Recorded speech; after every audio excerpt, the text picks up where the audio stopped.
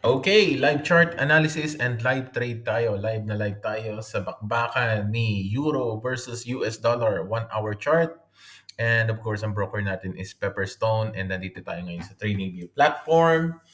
And let's dive into chaos. So here, as you can see, we are doing a price action analysis, contextual trading, and some line works to confirm our entry stops and target.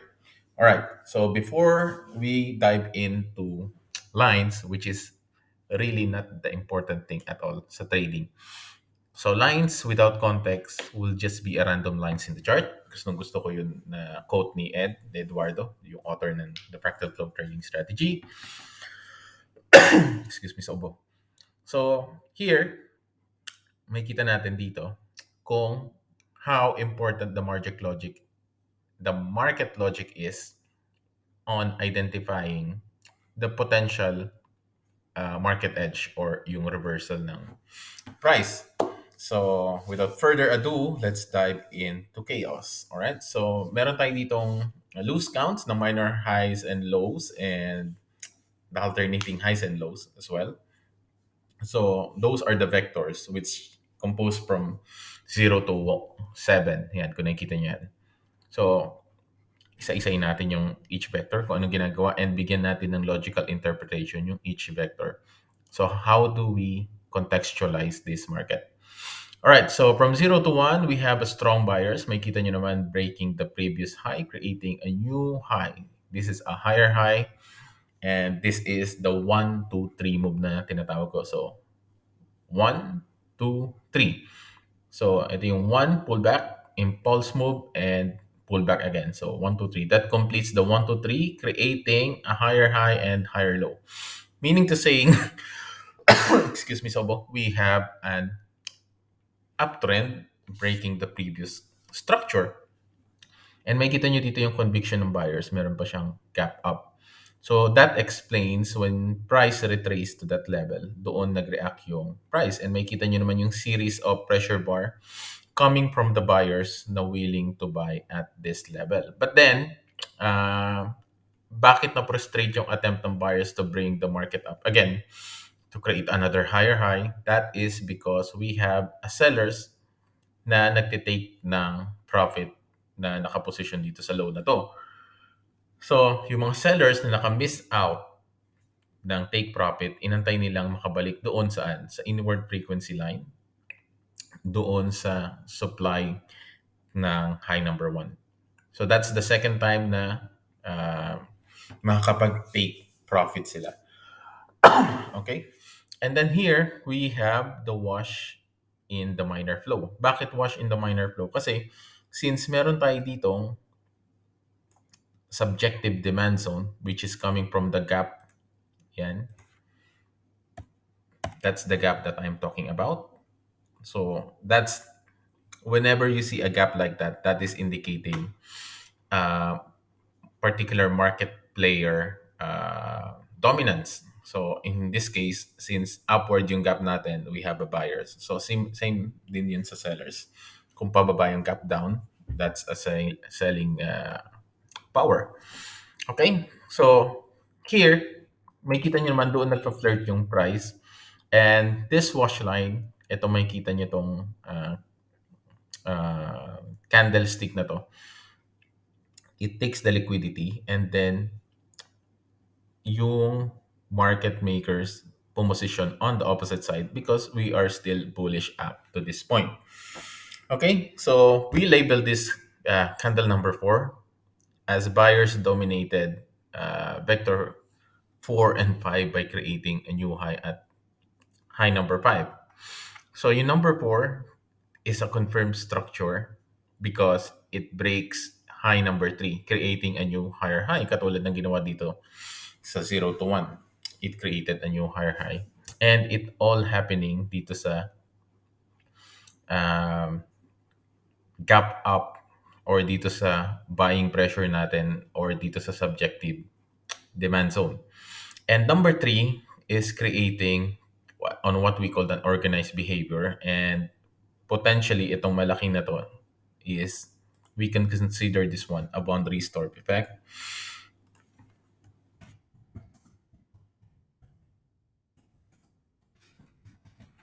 Say, it gives the impression that it will break low number 2. And since sa minor low niya is na meron na tayong nade-develop na low and lower high, this is giving an impression that price will gonna go down further. But then, yung buyers, the same buyers dito sa number zero or dito sa gap up na to, doon siya nag-reverse ng position. And this candle alone suggests the future direction ng price up to high number 7. So this is a fractal bar, an outside bar. Ayan, fractal bar and an outside bar. So fractal bar, makikita nyo in a lower time frame, meron tayong fractal divergence and makikita nyo yun happening without even jumping sa lower time frame if you know the concept of fractal analysis. So in the fractal flow strategy, ituturo paano mag-identify ng fractal bar. And and also this is an outside bar. Makikita nyo naman it completely engulfs the previous candle, which is yung ating bond restore effect candle.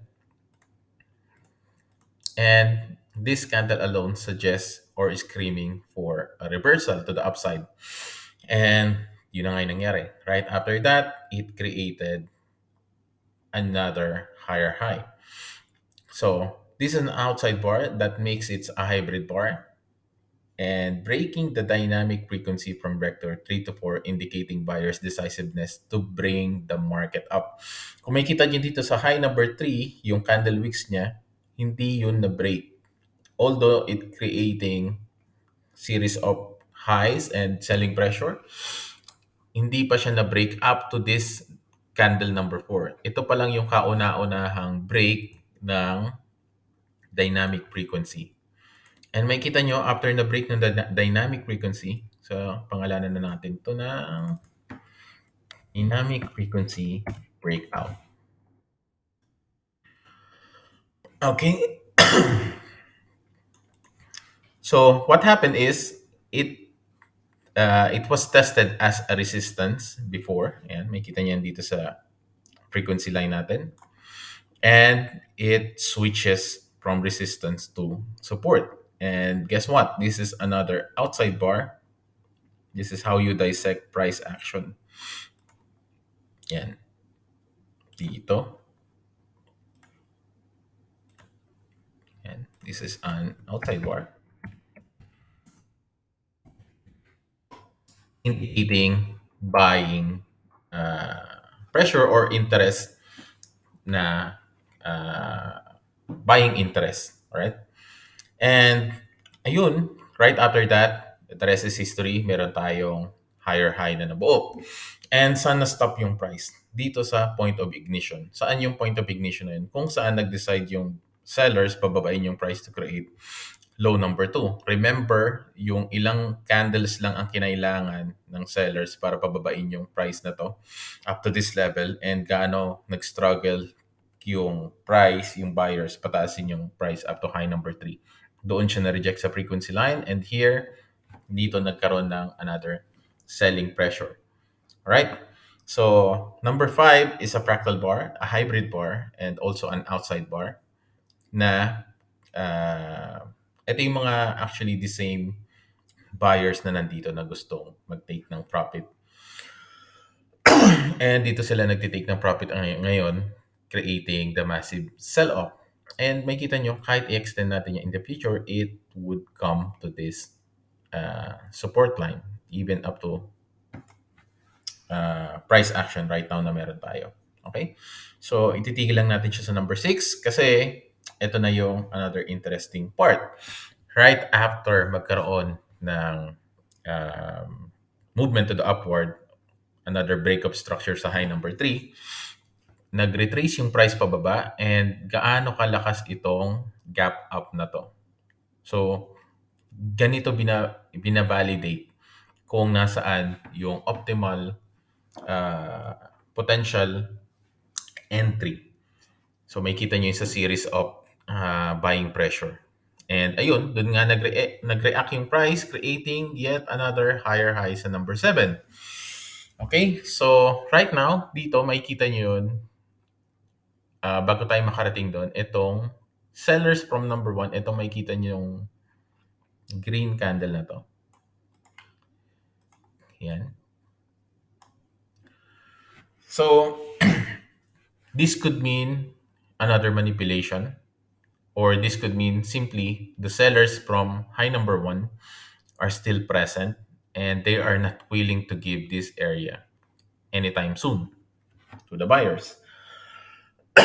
Makikita nyo itong sunod-sunod na candle na to. This is a strong selling uh, pressure, or this is a strong indication na meron tayong sellers dito. So ito yung obvious na makikita natin na selling pressure kasi sunod-sunod na long and high volatile candle yung binato dito. So the same sellers na pakita dito creating a lot of selling pressure. Sellers from high number one showed up again, poking and taking liquidities from high number 5. Kaya sinabi ko na possible manipulation to. Kasi yung mga stop loss na gustong mag-short after makakita nitong outside bar na to has been liquidated at this time, yung position nila. Alright? And right after that, naging choppy yung price.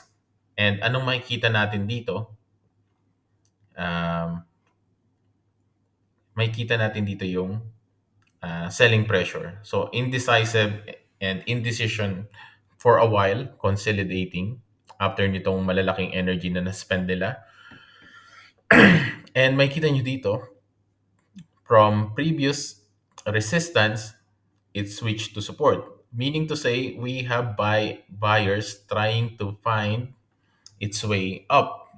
And siguro, makikita nyo dito na merong mga breakout traders, okay, na nag-aabang dito sa breakout na to or dito sa current high na to. Na once ma-break, they will go long. So yun yung tinarget naman dito sa taking liquidity sa high number 7. Pero dito, sa buyers are not willing to give up the level, making the point of ignition from high number 1 a dynamic support and resistance. Ito yung sinasabi ko kanina na from resistance to support. So from point of ignition kung saan nagpakita yung sellers dito sa candle na to, now it is being tested as a support. So that's another points to the buyer na meron stubborn buyers na ayaw bitawan itong level na to. But then, sellers are stepping up. Ito yung pinaka-favorite ng market makers ngayon. So, anong ginawa ng sellers is, or ng market makers, is tinake lang nila tong liquidity dito, yung mga stop loss dito na ng mga gustong mag-short and yung mga gustong mag-buy kapag nagkaroon ng breakup structure dito. And nagkaroon ng liquidity burst. So, na-open up yung liquidity pool. And ito na ang ating reverse psychology candle. So, ang entry natin dito was on this pressure zone or indecisive candles nito. So, napaaga yung entry natin. And luckily, we got lucky na hindi tayo na-stop out kasi meron tayong binigay na 15 pips stops para sa natural background noise ng price. And since we can see from here, from high number 5 and itong massive candle alone na to, sellers from high number 1 showed up. Again, na meron tayong sellers na nakaabang to take the opportunity to go lower. So, doon tayo nag-enter with the stop above, just above high number 1. Okay? And luckily, hindi tayo na-stop out. Meron tayong enough room for natural background noise. And right after i-take ng liquidities doon sa candle number 7, what we have next is this indecisive candle na confused retail traders pa rin na gustong maglong. So nakikita nila to as a buying pressure, which is correct. Pero what they fail to see is the intentions ng sellers pababain yung price from high number 1 and from this candle alone dito sa minor flow na to. So meron kang take out ng liquidities on both high number 5 and high number 7. If you know the market maker strategy, you will understand well kung paano yung concept ng manipulation. So meron tayong tinatawag dito na three-dimensional axis ng market manipulation, which is really present na to. So this is a boundary storm effect, a reverse psychology, and the bandwagon effect. That's the three-dimensional axis ng market manipulation, which is clearly present dito sa ating current trade. And now, this is what we call the wash line kasi na-wash out na yung liquidities and nagkaroon na tayo ng opposite position. And luckily, we are already on this trade riding the market makers. So, right now, makikita nyo dito, meron tayo ditong tinatawag na dynamic support and resistance kung saan yung previous support is now being tested as a resistance with a lot of conviction from the sellers. So, that candle alone, ito, is screaming uh, to the downside. And the fact na meron tayo ditong uh, line intersecting perfectly sa upper parallel ng pitchfork natin. So now, we're gonna talk about lines since we have dissected the price action, kung anong ginagawa ng buyers and sellers and who is the dominant player at this point and where is the reversal might be or the market edge. So dito na pinpoint natin based on our context na this could be a market edge by uh, deductions, logical deductions, and by interpreting price action. So meron na tayong solid context na nabuo and then we started plotting our line. And the line that can pinpoint if this is a reversal point is the pitchfork kung exhausted na nga yung energy ng isang market player. And makikita nyo naman, tanggalin muna natin tong fork na to. We have a price testing and flirting dito sa center line ng fork. And meron tayong wash line to confirm na meron tayong selling pressure. So this indicates na meron tayong sellers. And makita nyo dito, price is now testing the fork on the opposite side. So meaning to say, from it is now testing as a resistance yung lower parallel natin, which is really working in our favor. So exhaustion point, na pinpoint natin dito sa high number 7. And now, babalikan natin yung fork. So since we are anticipating a move to the downside, so we can plot an Andrews pitchfork anchoring its axis on alternating highs and lows ng 1, 2, and 7. So bakit hindi natin kinuha yung number 4? Good question. Kasi what we are looking for is the kind of validity kung saan meron tayong price validation kung saan binabalidate ng price yung alignment ng ating line works. So here we have price testing this one as a resistance, as a support, not only on the median line, pero dito sa BC segment also. Makikita nyo from support to resistance to resistance. So this is the kind of validation you want as a confirmation kung valid ba yung lines nyo or hindi. And we have a perfect intersection dito, almost perfect intersection kung saan you have um, the upper parallel ng fork correlating doon sa dynamic support and resistance natin. So here, tuloy-tuloy ang ligaya up to the median line where it is suggesting a potential market edge or potential exhaustion ng movement ng sellers itong move na to. And meron tayo dito underthrowing line or overthrowing line. So let's make a line following the angle of the fork. Lagay natin sa high and i-copy natin sa baba. This is your frequency shift kung saan nag-drip away yung price but then still respecting the angle ng fork. So following Newton's third law of motion, for every action there's an equal and opposite reaction. This could be a potential target for us, a dynamic target. So we'll see kung dito magre-react yung price sa ating undershoot kasi meron tayong overshoot, or kung talagang gahaman tayo, we can bring and see the target sa lower parallel ng ating fork. So we'll see kung anong gagawin ng price dito sa low number 4. And this trade is really working in our favor and pwede na tayong mag-risk collapse. So ibababa lang natin yung stop loss natin sa break even. So that is kung mali yung analysis natin, we don't take losses, we break even. And mas maganda kung makita tayo ng target kasi right now, we are at, ilan na to? 1 to 3 point, 1 to 4 risk reward ratio. And we are targeting a 1 to 5.8 risk reward ratio.